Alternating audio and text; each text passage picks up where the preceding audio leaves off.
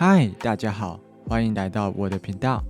这次我想分享我平常打游戏、听音乐最具使用的影音设备，分别是 HiFiMan 的 HE400i， 搭配拓品的 DAC 跟耳廓 D10S 跟 L30， 游戏使用 Sony 的 WH-1000X-M3 跟 Edifier 的 RE850DB， 搭配华硕的 U7 Mark II 音效卡来使用。我先介绍平常听音乐的设备吧。平常在家里长时间听音乐，我绝对首选开放式耳机。那时候口袋名单有2个，一个是 HiFiMan 的 HE400i 跟飞利浦的 Fidelio X3。实际听过后，我觉得 HiFiMan 的 HE400i 比较适合我。Fidelio X3 戴起来会有夹头的感觉，戴久头会痛，而且 HE400i 声音听起来也比较舒服。频率响应范围从20赫兹到35K 赫兹，以现在来说算一般。阻抗跟灵敏度分别是35欧姆跟93 dB， 我觉得还行。实际用手机听的话，音量还没调到最顶，我的耳朵就受不了了。接下来我想介绍 HE400 系列的推出时间，它从2012年推出的 HE400 开始，到2014年的 HE400i， 2015年的 HE400S， 再到2020年的 HE400i。 最大的变化就是头梁部分，从一开始的一体式，再到人体工学，最后再回到一体式设计。然后 HE400i 2020年版也只要5000块就能入手，价钱非常亲民。接下来让我们看看 HE400i 的外观。悬吊部分使用金属材质，伸展的空间很大，戴起来不会有夹头的感觉。耳罩大小比拳头还大，可以把耳朵完整的保护在里面。然后它的材质是毛绒加蛋白皮材质，我觉得这点非常好，因为蛋白皮戴久了很容易脱落。HE400i 把最常接触到皮肤的地方改成毛绒，可以延长使用寿命，这点非常棒。就拿头梁来说吧，其实外面这一层是我在原音音响买的头梁保护套，撕下来可以看出来我有多常戴这只耳机了吧。然后这也是蛋白皮最后一定会发生的情况，戴久了一定会脱落，每次戴都会有点皮屑粘在头发或者皮肤上，真的很烦。后来我实在受够了，干脆全部清掉，换上头梁保护套也是一个方法。然后那时候我对音质有了一点追求，做了一些功课，买了人生的第一颗 DAC 拓品的 D10S， 最高取样率来到了32 bits 384K 赫兹，支援 RCA 类比光纤同轴输出，可以搭配耳廓接耳机，也可以用来接主动式喇叭。平常我是使用它的 RCA 类比输出，搭配拓品的入门款耳廓 L30 一代。它有2种模式，一种是 HPA 耳机模式，另一种是 PRE 前级模式，可以用来接主动式喇叭或者连接后级扩大机。前面这边是增益拨杆，有低、中、高3种增益，也是耳廓最重要的部分，因为耳机的阻抗会影响音量的大小。有些耳机阻抗只有10几欧姆，但有些甚至能破百。相差这么多的情况下，就需要有好的耳廓，依照耳机的阻抗来调整增益，让每个耳机都能调整到最佳音量。耳机孔是 6.3mm 的规格，但是不用担心，拓品有附 3.5mm 的转接头。使用上，我会使用转接头搭配耳机升级线，材质我选择银线，声音会比较活泼、干净，细节更多。搭配平面振膜耳机，中频跟高频失真比较低的特性，会有更不一样的体验。音量旋钮我习惯跟增益拨杆做搭配，尽量让指针维持在12点钟。接下来 I/O 部分，从底下的 D10S 开始，由左至右分别是 RCA 输出、数位光纤、同轴、USB 讯号源输入。L30 由左至右分别是 RCA 输入、输出跟电源。由于这次我们主要是接耳机，组合只要把 RCA 线红对红、白对白就行了。最后再把耳机线接在 L30 的耳机孔。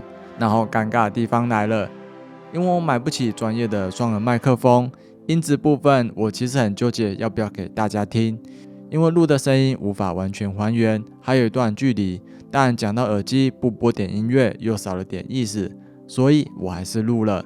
等结束过后再来补充我的感想。然后这次的录音麦克风是跟朋友借的 DJI Mic 2来录音，对 Mic 2录音品质有兴趣的人也可以参考一下哦。那就来听一下吧。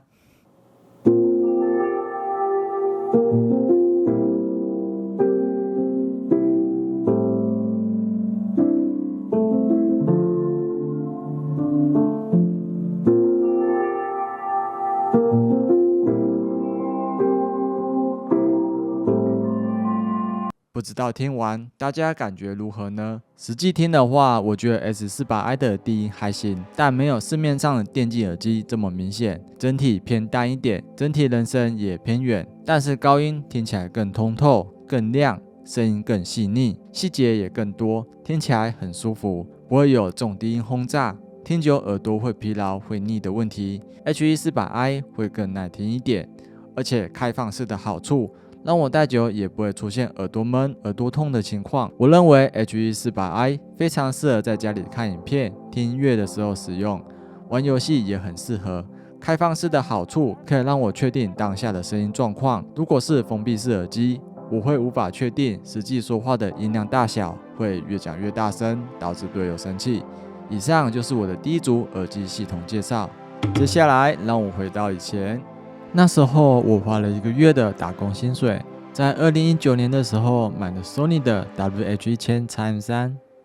我觉得这支的规格即使放到现在也是非常厉害，频率响应范围是4赫兹到40K 赫兹，在那时候算是非常好的规格。另外阻抗跟灵敏度有2种规格，耳机开启前后会有点微小的变化，需要注意。支援 3.5mm 接孔跟蓝牙 4.2。然后蓝牙模式的等级最好的就是 LDAC 编码，频率响应可以从20赫兹到40K 赫兹。比较可惜的是，我目前使用的 Note 10 Lite 不支援 LDAC 编码，但这不影响我介绍一款超好用的软体给大家知道，那就是 Bluetooth Color Changer。它可以告诉我们耳机跟手机支援哪些编码，也可以在里面直接切换编码跟取样率。实际用过，真的大推。接下来让我们看一下 XM3 本体，看到这机框就知道它到底陪我多久了吧。如果哪天真的坏掉，我还是会优先考虑 Sony 的 XM 系列，因为戴起来非常舒服。上手最有感的就是重量，255克的重量真的非常的轻，戴起来几乎没有感觉。悬吊部分的伸展空间也不会输给 H148i。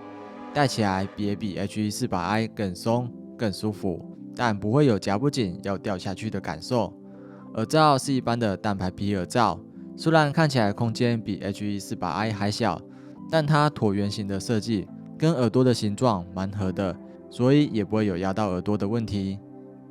右边底下有个 Type-C 充电孔，左边有 3.5mm 插孔、开机钮跟降噪模式切换钮，但模式切换上，我还是觉得手机切换会比较方便一点。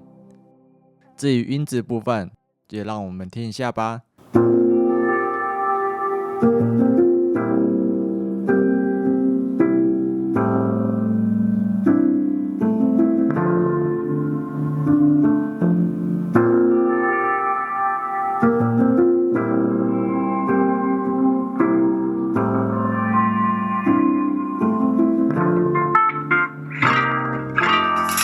大家觉得如何呢？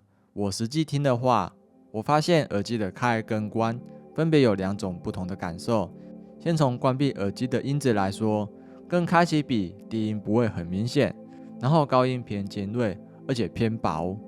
说真的，蛮刺耳的，听久了我的耳朵会痛。我还是比较喜欢 H148i 的高音表现，但开启耳机的话，整个又不一样咯。低音超级明显，下潜很深，很有弹跳感，非常适合摇滚乐。而且我发现开启之后，高音会稍微变柔和，不会像一开始那么尖锐。整体听起来，我比较喜欢开启后的感觉。日常使用的话，我会比较常把它带出门，因为蓝牙无线真的很方便，加上它是封闭式耳机，声音不会影响到旁边的人。所以晚上打游戏，我也会选这一支，避免吵到家人。也可以开启降噪模式，使用有线连接，获得无干扰的游戏体验。然后说到外出，我是觉得 XM3 的原厂盒真的太小啦，要收耳机还要折来折去，我真的很怕手残把耳机折坏，所以我又买了一个更大更好放的耳机盒，体验非常的好，蛮推荐大家的。然后那时候我使用的音效卡是华硕的 U7 Mark II， 规格虽然没有比 D10S 好，最高只支援到 190K 赫兹24 bits 的解析度，但泛用性真的很高。除了前面的耳机、麦克风接孔以外，后面还有 RCA 输出3组 3.5mm 的接孔，可以用来接环绕音响，最高支援到 7.1 声道，还有光纤可以接主动式喇叭。但是那时候的我翻车了，正当我兴高采烈准备接 R1850DB 的时候，才发现，光线孔怎么是圆的？没办法，只好又多花了一笔买一边方一边圆的光线线，这才解决问题。平常我会搭配 Dolby Atmos 的空间音效，使用耳机杜比全景声里面的均衡模式，追剧玩冒险 RPG 游戏。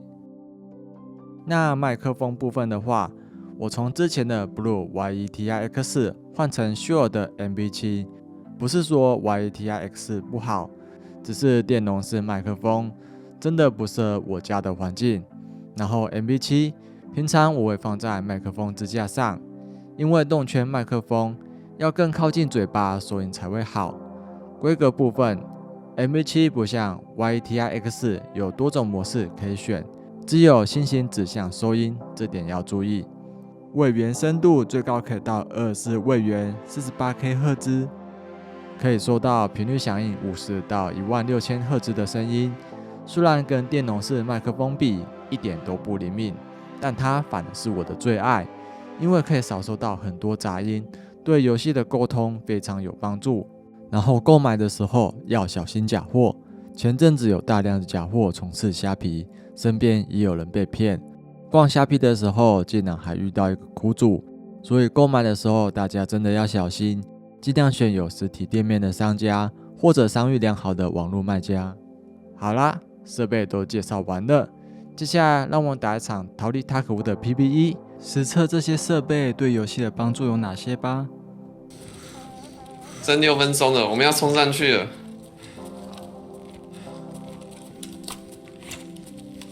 撤离点就在楼上最顶楼，不用怕，跟着我车。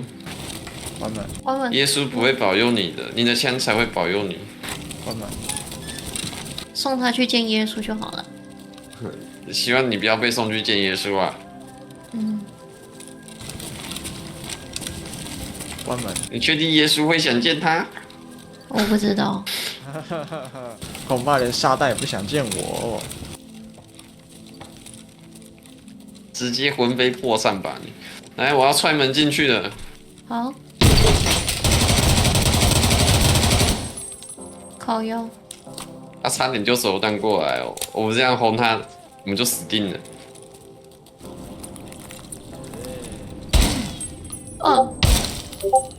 好，可以了，训练你们技能。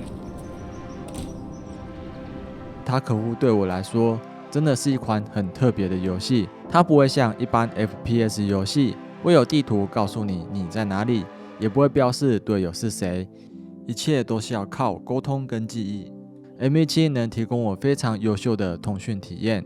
好了，谢谢大家看到这边，以上就是我的音乐跟游戏声音系统分享。如果大家喜欢我的影片的话，欢迎订阅、按赞跟分享哦。我们下次见，拜拜。